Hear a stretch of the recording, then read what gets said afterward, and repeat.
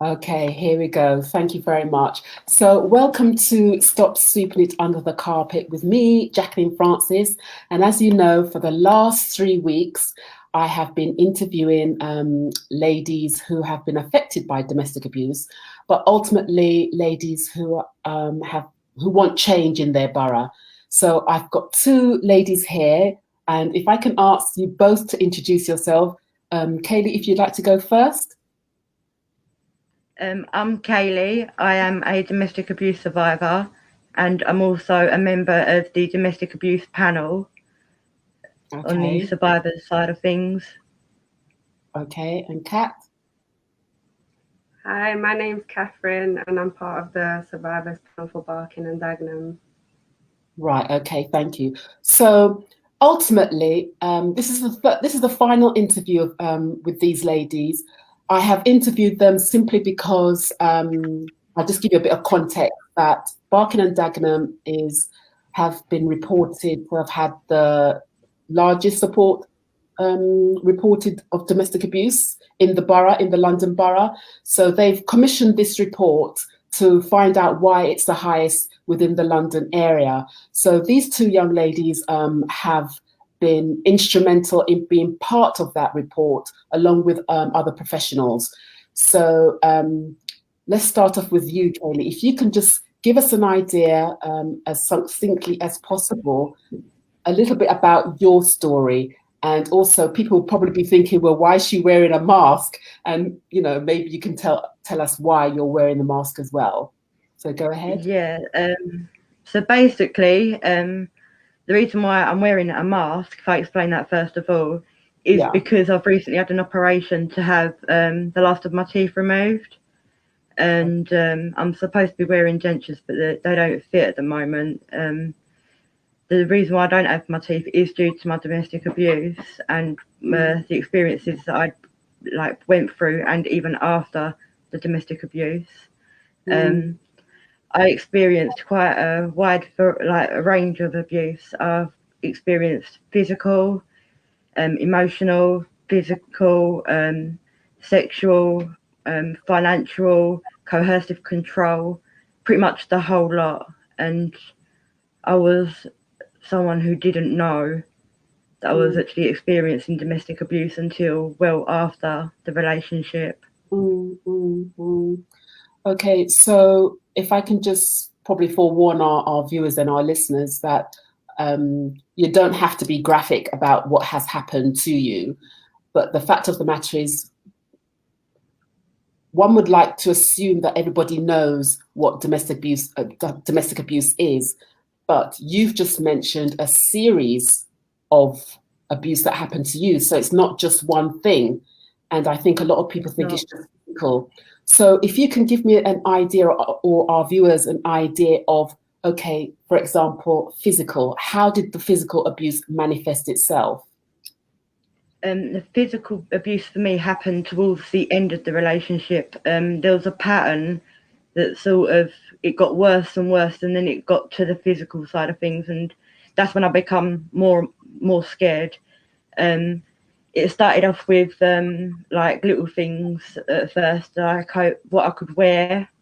Um, if I wore like leggings and a vest top, which was something that I used to always wear, he'd have Mm, something to say about it, even though he mm, met me wearing these sort of clothes. right. Um, it would be name calling. Then it'd be isolating me from my friends and my family. Mm, And it just become gradual little things. And then he'd be cheating on me a lot. And he'd send nudes of himself to different women. And then they'd come and approach me on the street with it. And he'd still mm, deny it.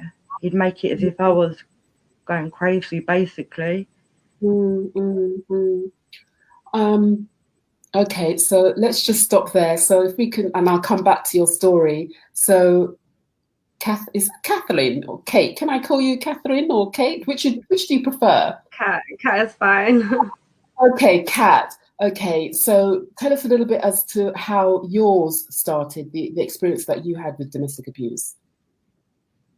I've actually had a few experiences, which made made that for me more harder to get away from, because I normalized it in my mind. You know, I left it there, and I kept, you know, when you're not when you don't have that self-esteem and that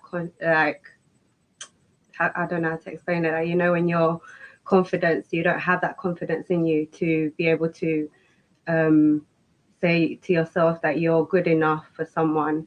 You know, I didn't have that at that time, and I kept jumping into relationships, thinking, you know, trying my best and just allowing things to happen. And the help that I got, it wasn't the help that I should have had from the beginning. If I did get the right help from the beginning, I wouldn't have been in that situation more than twice. So yeah, that's my experience.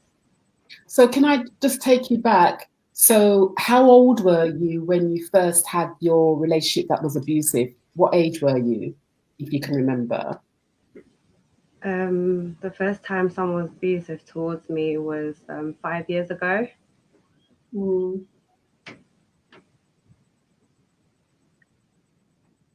Sorry, I missed that last bit. I think you cut out the last bit. 5 years ago? Yeah, 5 years ago. 5 years ago. And how did that manifest? Was that physical or was that coercive and intimidation? How did that manifest itself? It was kind of mental at first. And then it started to become physical slowly, and then I would start get stalked for a while, and then you kind of fall back with that person, which makes you feel more like guilty with yourself. You know, you start blaming yourself even more, and it just creates more of this mental cloud in your mind, you know, and it doesn't let you push past that mentality that you have at that time. You know, especially if you don't have the right people trying to give you the right direction where to go, you know. But luckily at the end, you know, I got the right help, and I'm in a better place now. I'm happy now, happier. I can see that on your face. I can see that on your face. So for those of you who are just jumping on, we've got a couple of comments here. Let me just quickly share some comments. So Moses, keep up the good work. I'm glad to be watching you from Uganda. So Moses is all the way from Uganda. Let's have a look here. And Kerry, watching you, Kayleigh. Is that a friend of yours? You got this, hun. And then we have Siobhan, lovely Kayleigh, so proud to be your sister. Oh, thank you. I mean, it's not me, but you know, thank you. Thank you for your comments. And Robin, you got this, Kayleigh. So you've got a lot of support here. You too, Kat. Well done, Kat. So proud of you too. So well done, well done. So if you want to join the conversation, please do ask questions, because I'm sure the ladies will be open to answering any of your questions. Domestic abuse, as we know, is not a national issue, it's a global issue. So for you to come on here and entrust me with your story, I'm very proud that that you have done so. But for me, I started Stop Sweeping It Under the Carpet so that women can tell their stories. And it didn't start off with just being women, it was anyone who was affected by domestic abuse, but it just so happened that it's mostly women that are sharing their stories. So, Kayleigh, if I can just go back to you. You said earlier on that I want to get to the point where the isolation started, because I have experienced that, so I know what it felt like for me in terms of isolation. What were the things that happened with you and how you became isolated? So for me, he would tell me that my family didn't want the good thing, like they didn't want good things for me. They were just jealous of our relationship, and he'd convinced me into believing them sort of things. And slowly, one by one, he would isolate me from my friends, to the point where I literally had just 2 friends left. And he actually got caught out with one of my friends. He didn't know that she was home at the time, and we'd had a massive row over a tenancy agreement. And he came to run for me, but my friend was there, so I went running to her and ran behind her. Right. And you could just tell how fuming he was. That, Mm. and again, he would then intimidate her by threatening, by saying that she had stolen money from me, and that it was her that had stolen the money, and it wasn't. It was actually him and his brother that was taking things from me, making me believe that my friends didn't like me and that they didn't like him. So in the end, I just stayed in. I stopped speaking to my family. Yeah. That almost sounds as well as if it's a bit of gaslighting as well. Oh yeah, I got a lot of that. Yeah. So, I'd put my phone down somewhere and I'd go back to get it and it weren't there, and I'd be like, "Have you seen my phone?" And they'd be like, "No." Yeah. What reason have I got to have your phone? And secretly, he has got my phone. He's going down it. Yeah, because a lot of people put it back. think the term gaslighting is not widely used. So when I hear somebody else use it, you sort of, I really want them to expand on it, to explain, and you explained it quite clearly what it is. Can I just ask, Kate, how were you before? What type of person were you before? Did you have a lot of self-confidence? Were you bubbly? Were you outgoing? What was your temperament and your personality before? And I'll ask you that question as well, Kayleigh. What was your temperament before? I was outgoing. I used to go out a lot. I had lots of friends. I never thought low of myself. I tried to keep myself like, getting ready, going out, always partying, all those kind of things. And then when you getting yourself into these kind of relationships, that it starts stripping away from you one by one, like everything you was before, it starts going slowly. From when I was young, I had issues with bullying, and that did struck my self-esteem a little bit, and I think when a perpetrator comes to you and wants to be with you, they get to know your weaknesses and they use those weaknesses against you. And that's basically what happened to me. Like all my weaknesses was used against me, and they just knew where to hit me, like mentally hit me where it would hurt the most, and pull me down. And like Kayleigh was saying, gaslighting, a lot of that happened to me, and it just made me question my whole self. This must be how a relationship is, Right. This Okay, must so be let me just jump in there. So Kayleigh explained her experience of gaslighting about her phone. How did that manifest? What was gaslighting for you? It was similar situations. It was more like I know, there would just be like, I know you're doing something, I know you're up to something, I know you're texting someone, I know you're messaging with people, let me look at your phone, oh, why won't you let me on your phone? Why are you going to your mum's house? And then eventually that just starts putting in your mind that you're actually doing something, and that you're actually doing something wrong when you're not doing anything wrong. In the back of your mind, you know that you're actually doing everything that's right, and they're just making you feel like you're doing something wrong. So you question yourself and you blame yourself for getting hurt, or verbally abusive behavior towards you, like all those things. They make you believe that that's okay, that you deserve those things. So Kayleigh, I'll ask the same question to you. What was your personality like before you entered into this relationship? What type of person were you? I was definitely a party girl. I used to work in Burger King throughout my teenage years, and I made a group of friends in Burger King, and still to this day, they're my friends. And we work Monday to Friday.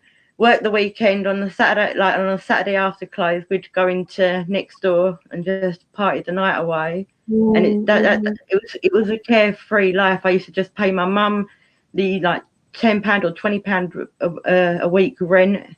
It was the easy party life that I had, and looking back, it was a lot of fun. I had so much fun. Yeah. It's a shame, really, isn't it? I want to ask. Okay, so the both of you are here, and you're both sharing your stories, and you're both because we know that abuse doesn't happen in isolation. And if I can, Kayleigh, I think you mentioned mentioned about stalking. Was that during the relationship or afterwards? Stalking, because stalking is a form of abuse as well, isn't it? So yeah. So that happened to me like after, you know, I would break up the relationship after like after being hurt really bad physically. I would say, you know, that's enough, you know, that's like, you know, I've had enough now, you know, walk away. And then slowly, like, you know, they'll be like outside my house, you know, waiting for me, stuff like that. And you know, those things are scary because you're trying to get away from that person, but it's so hard because they're always coming, and you're seeing that person physically, and they're saying sorry, they're saying their reasons and all these things. And that's why I felt like I kept going back into that relationship, because that person was always around, you know. And yeah, I got stalked on. Even I moved I moved to like house within the same area, and the person found out where I lived, and it was so hard, you know, to get away. It was hard, but I managed to do it. I mean, good. Help. I got the right help.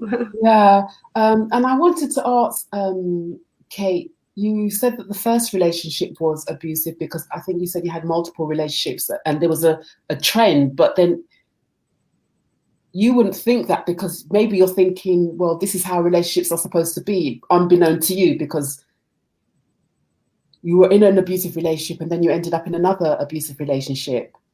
So, so what is it that you didn't see? What is it that you didn't know? What did you think it was normal? Because we do, you know, because no one's judging. That's what happens. You normalize it. You actually normalize the whole fact that these things are happening to you. You know that it's wrong, but because it's happened so many times and people got away with it, you know, you just feel like, you know, they're not, like, if this is how men behave and, you know, the police don't really do anything about it most of the times.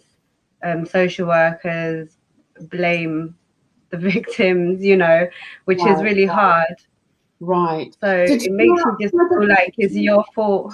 Can I just interject there? I mean, did either of you actually at the time report it to the police? And if you did, what was the response? Because as you said, you know, we know that, well, what I've read anyway, that the police force didn't have the skills to deal with victims of domestic abuse. So did either of you at any time report any incidences? Me personally, I didn't report it, none of it. He made me too scared to report it. I was too scared of social services taking my kids away from me. And the few times that police were called, it wasn't me that made the call. The first call was made by one of my very good friends who stuck by me for the whole of it. And then another call was made by my mum. I had called my mum and said to her that something had happened, and she said that I need to call the police, and I said that I can't.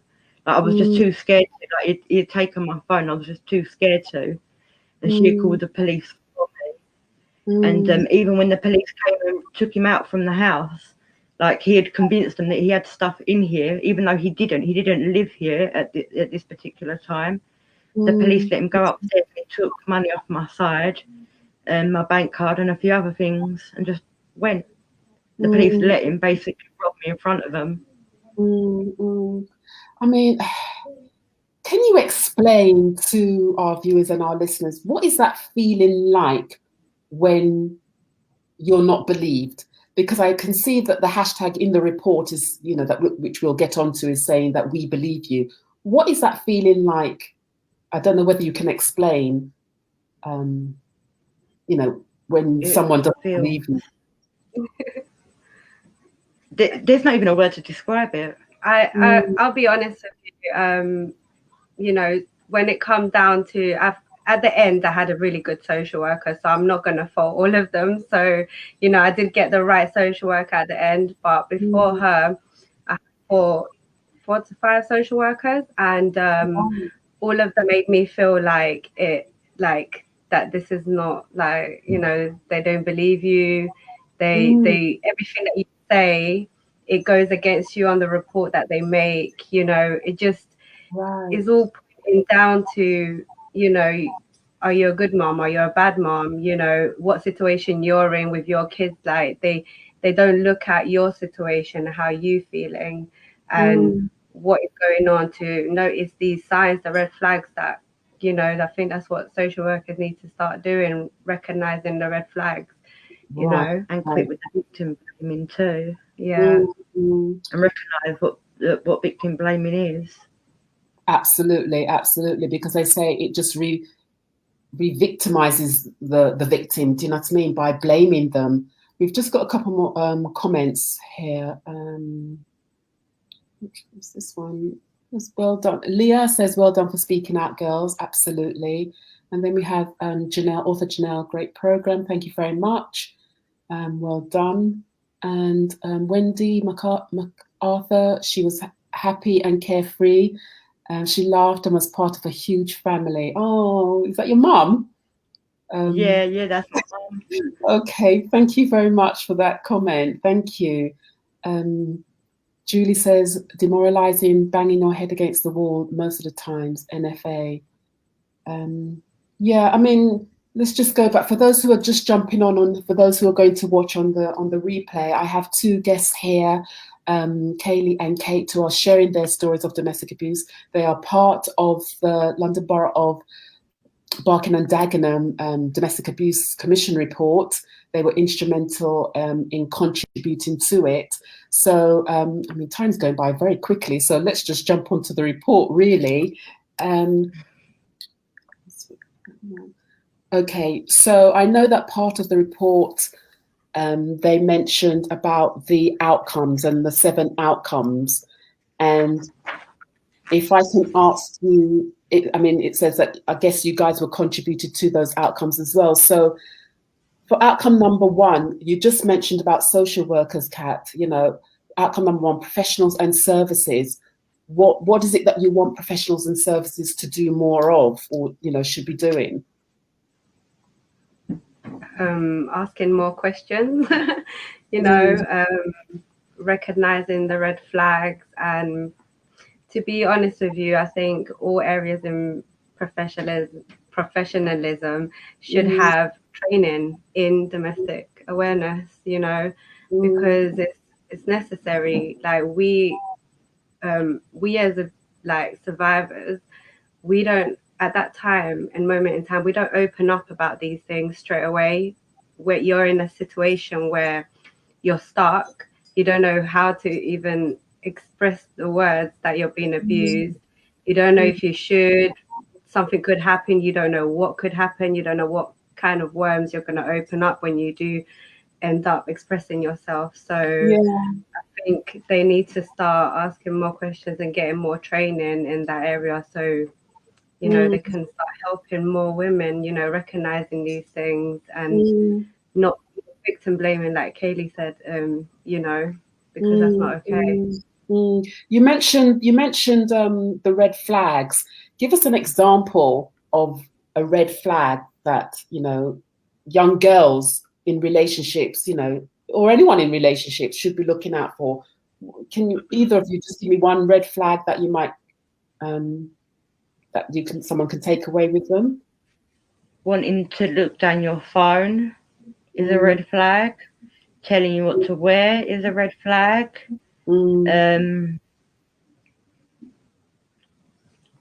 there's so many out there. Over obsessive behavior towards you, those kind of things. You feel at first as a teenager, as you're growing up, you feel like, oh, this is good, the guy wants to speak to me all the time and see me all the time, all those things.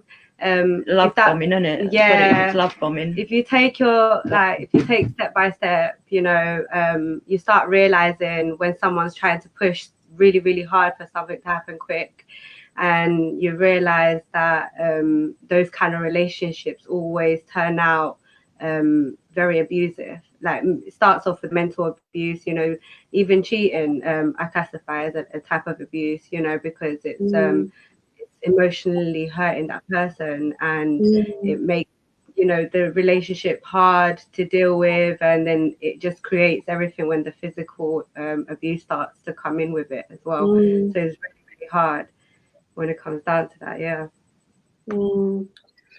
Oh gosh, honestly. Okay, Julie says some perpetrators are good manipulators, and as a mum, you have to prove yourself. It ends up being hard work. I had a great support network from social workers to safeguarding officers at school, which is great. I mean, and that brings us back to, healthy relationships and young people, which is outcome number 2. What should schools, if, I'm sure they're doing something at the moment. I don't know whether you know what they're doing at the moment in their lessons, in their classes, but what should schools be doing, and can they do more? See, one thing I have learned about the schools in our borough is that they all teach differently when it comes to PSHE. So, for example, one school will be able to define the different types of abuse, whereas another school isn't. And what we plan on doing with the commission is to be able to get the reports in from the schools, find out what it is that they are teaching them, and if it needs improvement, we can then say to them, no, you need to improve, this is what needs to go on, and send it back. It has been made compulsory now for students to learn about abuse and the different types of abuse. So are you saying that before it was just an optional, whether, they can attend or not? Did the parent have to consent to them going to this lesson? What is happening at the moment? Is this one that has to be compulsory? As far as I'm aware at the moment, according to the report, it has been put on hold, making it compulsory until summer 2021 due to the pandemic. So it's just a waiting game for it to finally be out in the schools to get them the education that they need to be more aware. Yeah, it's very important that we educate the young people in this so they can recognize it. If I knew this when I was younger, I think I would have saved myself a lot of heartache and pain and suffering, but I'm glad that I've healed, I healed from that, and we've been going through an adventure together, I mean, even you saying that, I mean, I remember when I first wrote my book and a young lady contacted me and she told me her story that and it started from when she was in school, 16, 17-year-old, and she was being abused even at that age, and she reported it to the school, and they didn't do anything about it. They didn't support her, and as you said, I guess they probably blamed her. So the only way and because he was also quite intimidating to the mother as well. So she, the boyfriend's mother, I think she was living with the boyfriend's mother, she couldn't do anything about controlling her son. And I think he had some mental health issues or something like that. But the only way she got away from him was by going off to university, so she'd stayed in that relationship for so long, and as you said, you hope that the schools will be there to support you, if something like this is happening, so as you said, things do need to change, and I think they need to change quite quickly, because as you can see in lockdown, the rise of domestic abuse has risen, and I think, Kat, you mentioned it's become the norm. You normalize. Children will see that the parent may have normalized it, or this is normal behavior. So if that's the case, when should children start being educated? Do we have to wait until secondary school? When do you think this should start, teaching children? I think it should start early, you know. It's learning about friendships as well, isn't it? Because friendships form into relationships, and it's learning about how to be a good friend, really, sort of thing. Yeah, absolutely. Person, because not everyone gets that at home. Not everyone's got a happy household. Yeah, exactly. Let's have quickly. Oh, we're actually coming close to time up. But Julie says senior schools should communicate more and should have a domestic violence course in the schools. Absolutely. Yeah, yeah, definitely. I've attended freedom programs, and there's nothing in our borough. I'm doing Zoom. There is freedom for kids, but nothing in our borough. Closest is Kent Zoom. Oh, right. Okay. So, I mean, we mentioned before, well, I don't know if we mentioned before, but this is a template. This report is a template that Barking Dagenham has started, and hopefully, well, we'd like to think it's going to be successful, because this is the blueprint, isn't it, that they're going to roll out to other local authorities. And the borough does have the AVA programme in place at the moment as well, which is how Kat and I originally met, was through the AVA programme, which is a domestic abuse course, on awareness sort of thing. Right. Okay. Siobhan says, I think it is also important for schools to teach about healthy relationships. A lot of teenagers will see domestic abuse and think it's correct behaviour. And I think they do that in PSHE classes. But again, in how much in depth do they go into healthy relationships? And, is it a compulsory class to be taken? Do you know what I mean? So community awareness. No, actually, number 5, because we're actually running out of time. Outcome number 5 that the borough wants to talk about is perpetrators and challenging abusive behaviours. So what's your take on that? Personally, it's basically survivors knowing that perpetrators never really get anything done to them after they've committed the crime. It doesn't get seen as serious as a normal GBH.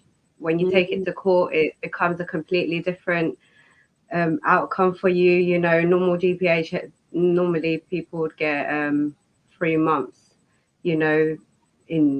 in prison at least, especially if there's enough evidence. But in a domestic abuse situation, even if you have evidence,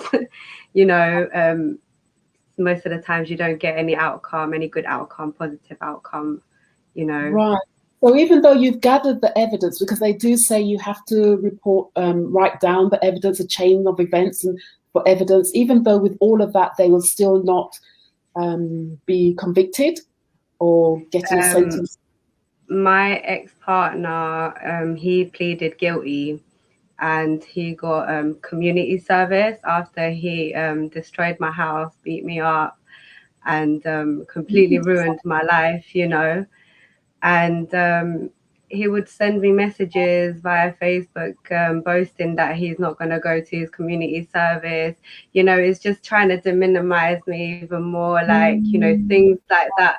And the court system didn't help at that time, and it's still happening to me now. I'm still receiving phone calls and knocks at my door, and police hasn't been able to do anything. So, but for me, my growth was spiritually. So I, healed myself spiritually, and I was able to overcome those obstacles in my life. And now I just want to spread the self-love and self-worth, for other women out there. So I'm going to ask this question to both of you. You say that you healed yourself spiritually. How, if someone's thinking, okay, spiritually, what does that mean? what does that mean? Or does it mean something different to different people? Yeah, I think spiritually means different things for other people. For me is, you know, I started to connect with my inner self, you know, my inner self and my love, and started to focus within myself, you know, and remember that I'm important, you know, and forgive myself for things that have happened in my life, you know, so I can be able to take that step and look forward to my bright future. You know, I started to meditate. Started to learn about my chakras and how to align them, and you know, helping me move past this in a more like calm and relaxing way. You know, learning self-love actually opens up your mind to a lot of things, you know. Yeah. It's really good. And Kayleigh, how have you healed yourself? What ways worked for you?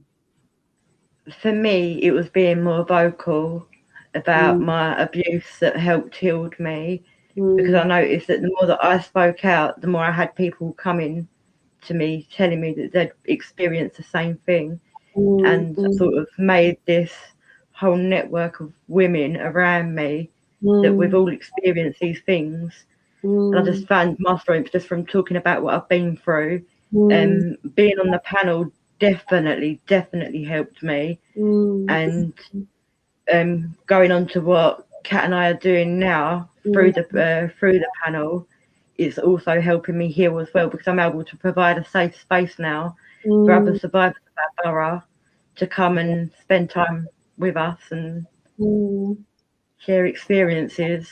And that's it, and that's why I'm so proud of Stop Sweeping It Under the Carpet, because it gives an opportunity for women to share and talk about their experiences. And I started it to give for it to, I mean, it starts with me, you know, sharing my story. Then, as you say, people saying, oh, that happened to me, and then they start sharing their story, and then it becomes a domino effect. And by doing that, I mean, when you started to share your story, I'm sure you feel more comfortable, more confident, more empowered, you know, because you're no longer hiding it, you know. So we're actually coming to the end. But we have to have a couple of comments, and I just want to quickly get to them. Julie says, learned behaviour is damaging. Absolutely.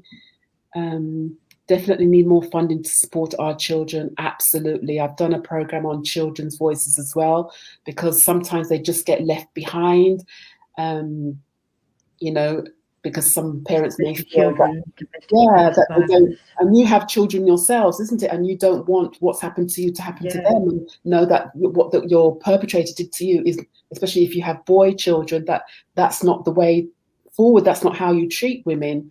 So yeah, that's another important topic, children. Siobhan, Kat, you are amazing and have been so fundamental to Kayleigh and to her recovery. Okay, well done, well done. Done. Oh, Naz is on. Hi, Naz, my queen. She's calling you guys, my queens. And we have Humara. I hope I pronounced that correctly. Hi, I'm Humara Tusadia from IYS, Deputy Council of. Okay, thank you very much for that. And Sarah and Huggett Centre Dagenham have play therapy for children in domestic violence households, which is good. That's good to know. So on our final point, both of you were instrumental in this report. Is there something else, I mean, something that we haven't mentioned today due to lack of time, that you would like to mention? Where do you see the report going? How long is the report for, and what do you hope to come of the report at the end of, I think it's 5, is it 5 years, I think? Yeah, it's 5 years. So it's a 5-year plan. The council have just handed over to us a building within the borough that we have basically been given free range of, and we're decorating it up at the moment, changing the floor plan slightly, and we aim to bring in survivors of domestic abuse to come in for things like coffee mornings, domestic abuse awareness courses to be taking place there, therapy, massage, sauna, yoga. It's just going to be a centre full of information as well, to provide women. We'll be there to help write up statements should they need them, fill out forms, and just be a listening ear, just a survivor being there for other survivors, because we know that sometimes survivors don't like talking to professionals, and sometimes it's more relatable when you can talk to someone who has been through it. And sometimes it's not about you giving advice to them. It's just about, as you say, hearing, being heard, and then for them to offload what it is that they have to say without judgment in a safe space. So most of the time, and know that we believe them. Yeah. So I mean, that's the hashtag, isn't it? We believe you. Yeah, hashtag we believe you. Yeah, that's the hashtag. Okay. So let's have a look. I never knew that. I can't remember what we were talking about, Julia. For her to say, I never knew that. I think it might be about the Huggett Centre. Oh right, okay. And Sarah says, my sons have had it and one is still having it. So, oh right, that's with regards to the play therapy that she was talking about for children in violent households. And Julie says, we'll look into it, Sarah, thank you. Okay, so that's it. I mean, any final words that either of you would like to say for any young girl, any woman, male, female, whoever, what advice would you give to them? And what needs to change? Because we're going round in this, I mean, domestic abuse is not new. Do you know what I mean? It's not new. So why are we still having these same conversations? What is it that's gone so wrong that we're still having these same conversations? What is it that needs to change? And because we just seem to be going along this merry-go-round, this revolving door. What can we do differently? What advice would you give? What are your thoughts? Just follow your gut, believe in yourself, trust yourself. When something does not feel right, don't let anybody convince you otherwise. Just go with what you know and what you believe in that to be right. Just go with that. Don't let anybody try and tell you otherwise. If it feels wrong, avoid it. And Kat? I think that it would help if the community was made more aware of the signs of domestic abuse, so they can help people. It's not just professionals that have to help more and get more training. It's the community that also needs to come together and help each other out. That's what me and Kayleigh were trying to do with the other girls as well, trying to get that awareness out there. So as soon as you see something like this happen, that you get someone to help them, because not all the time that person's going to want that help. And try and guide them in that direction, try and find the best way possible. But what I would say to women that have gone through this is that you got this, and as long as you love yourself, you would always be fine. Yeah, I mean, that goes back to, I remember Dimple saying one of her messages was follow your gut instinct. Do you know what I mean? Follow your gut, follow your intuition. If it feels wrong, then it is wrong. Okay, so I keep saying that we're coming to an end, but we keep getting more messages, so I have to read them out, because I just want to thank everybody for commenting and being part of the conversation, because that's what it's about, is being part of the conversation. And the more that we talk about it, the more people become comfortable talking about it. It won't be a taboo subject anymore. Do you know what I mean? So women need to be respected before change can happen, from Sarah. And absolutely, so true. We completely agree with that. Completely agree with that. Yeah, that needs to change. Well, we feel like there is a change happening. The world is becoming more. It's not, but the responsibility is also not just on women. It's on the whole community. It's on men. I'm sure there's some feminist men out there, and also with regards to cultural norms and ideologies, those things need to change. They need to see women in a different light, in a different way, and not as second-class citizens. Do you know what I mean? To a point where they're just 100%, yeah. dehumanized. You know, I mean, I could go on, you know, but I better stop because I will. Same. So could we. Okay, let's get to Wendy. Wendy says, educate our police forces. They are frontline. Yeah, absolutely. There were comments we plan on doing as well. Yeah. Within the commission. Yeah, that's interesting, because even when the coercive control bill came out, I think back in 2015, they did say that they were educating the police more how to become aware of coercive controlling behaviour, because obviously that is an area where it's an invisible abuse, isn't it, compared to the physical abuse? You know, so how do you report coercive and controlling behaviour? You know, so okay, so hold on. Julie says, correct, I totally agree. And Wendy says, toxic masculinity is an issue. We need to teach males to express themselves, not be afraid to. Yeah, absolutely. And just because you may have grown up in a household where there is abuse, that doesn't mean to say that, you know, men will go on to be perpetrators as well. But yeah, I'm trying to end our conversation, but we're still getting comments in. So I do appreciate, I really do appreciate it. So Sarah says, it's above the police. Their hands are tied when CPS and courts and laws are still sexist. I was a police officer for 17 years and fought for voices. Ah, right, okay. Right, their hands are tied on CPS and courts. And it's so true. It's so true. Right. Okay. My case is currently tied up with CPS at the moment, and I reported it in January 2020. I'm still waiting to this day for CPS to make a decision. Wow. It went back and forth, and I'm still waiting. And it shouldn't take so long, should it? Why should it take so long? Exactly. Julie says, CPS, ABS courts hit nail on the head. Yeah, absolutely, absolutely. So I'm going to end it here. I think I've shown all the comments. Thank you so much for those who've contributed to the conversation. And again, thank you, ladies, for sharing your experiences with us. And as you say, the more that we talk about it, the more it doesn't become a taboo subject. And again, I'm really excited. I don't know if the word is excited, but I'm looking forward to see what the report, the end of the report after the 5-year period, and what happens next. So yeah, thank you, ladies. Stay safe. Thank you very much, thank Julie. you so much.